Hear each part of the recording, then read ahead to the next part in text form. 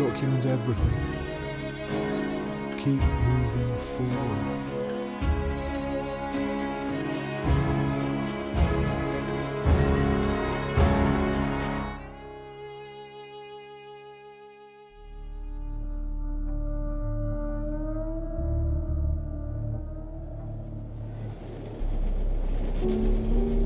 I'm going to explore the carriage. I am certain that I am not the only one on here. I can hear the ticket inspector coming. I'll report back after. The ticket master had only 3 fingers. He had dead eyes. He took my ticket, reached into his pocket and gave me some green bread. He smiled, no teeth. His uniform was dazzling. Creased, brilliant white shirt. Mine is orange and yellow around the collar and cuffs from sweat. His was white. His navy waistcoat was ironed and his creases were sharp. It fitted him well. I was shaking when he took my ticket. I haven't eaten the bread yet. I noticed his name badge said Gregory Walker. He didn't have a shadow. He probably left it behind at the station. There is a weevil in the bread. I'm too hungry to care. The bread made me sick. I was sick out of the carriage window. A woman passed me in the corridor and tutted as I heaved out of the window. The dust outside congealed the vomit so it became a thick sort of unset concrete the instant it fell out of my mouth, or like wet mud. I felt better afterwards. I couldn't see if the extrusion plastered the side of the train. It was lost in the dust storm. I could barely see the bone rails. I nearly lost my glasses, bent out of the window. I've tied my shoelaces around the arms. It won't happen again. Simple accidents must be avoided. Loss of glasses would be catastrophic. Detail to note. Gregory Walker didn't take my ticket. I only thought he did because it's such a normal exchange of gestures. But I did give him something, but what? Thought it was a gazebo photo, but it wasn't. That was in the back of the diary. Odd, as I usually keep it in the front. Could someone be reading this? Or moving my things around? I must keep my diary closer. I haven't discovered what Walker took from me, only that he gave me bread and I ate it.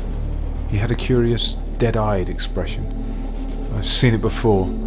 I shall write it down now as I remember it, and before it becomes just another sand dune in the growing desert of my memory. Memory of dead-eyed expression. The white paint on the handlebar of the tricycle was flaking. I remember picking at it with my middle finger. I liked the slight pain as the flakes jutted under my nail. I am 7 years old. The trike is mine, although my sister will claim it was always hers. She is buried without it and never mentioned it after the age of 16, but before that it was always hers. The metal handlebar is black and red from rust, a sickly bone exposed by the flaking paint. The trike is on its side on the grass. I am sitting by it. My sister has dressed me like a doll. I don't mind, I never did. I just sit on the grass, picking away at paint. I pick at everything, at scabs, turning over rocks and pebbles. I used to cut myself with glass or nails so that it would scab over and I could unpick it. I shake this habit when I meet Lucy as it repulses her. Nobody ever minded but her. At 7 on the morning by the trike, I have no scabs to pick, so I pick at the paint. The red dust is in the sky. It wasn't like that, but that's how I remember it now. Red dust everywhere. I grow bored of the flaking white paintwork and look around. I see my sister by the pond. She looks happy and sad at the same time. Happy in her dress, white like the paint, ivy sewn on the hems. It's her favourite dress. She is 9. I walk up to her and push her into the pond. She screams and splashes. I'm laughing. I see the fish. It is staring up at me, dead eyes, expressionless eyes. Within those eyes I judge myself and my actions. The fish does not move, I do not move. My sister is gurgling and struggling. The fish swims away. I'm helping my sister out of the pond. She has wild eyes, manic and livid.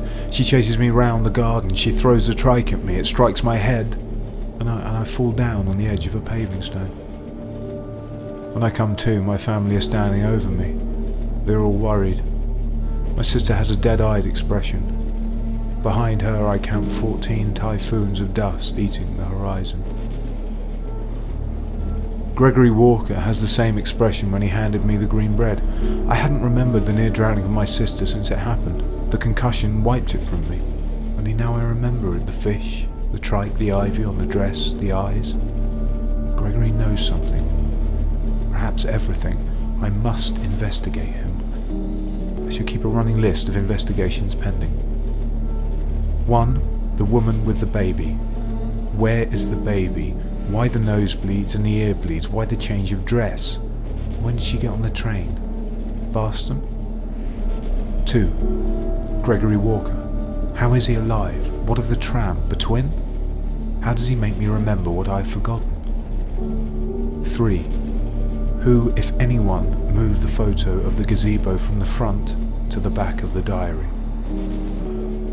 4. The number 278. 5. The eye and Ferris wheel symbols. Why in my carriage? Are they in others? Main goals. 1. Find Brecker. 2. Decipher Dream. 3. Find Lucy. 4. Sleep in under 100 count.